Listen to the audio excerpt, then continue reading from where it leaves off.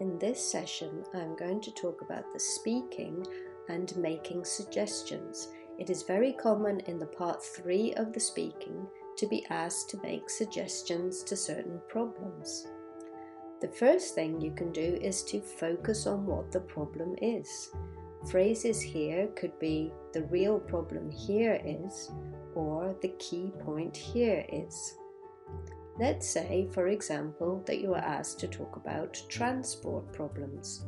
You could say, "The real problem here is the lack of public transport." Then you need some phrases to make suggestions.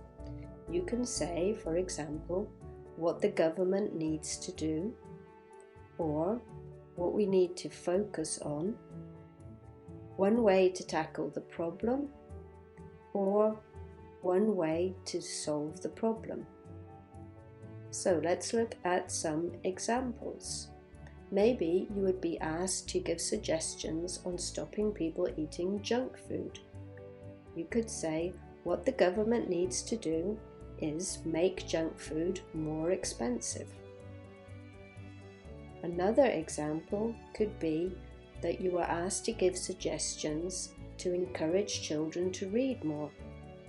You could say, one way to solve the problem is for parents themselves to read.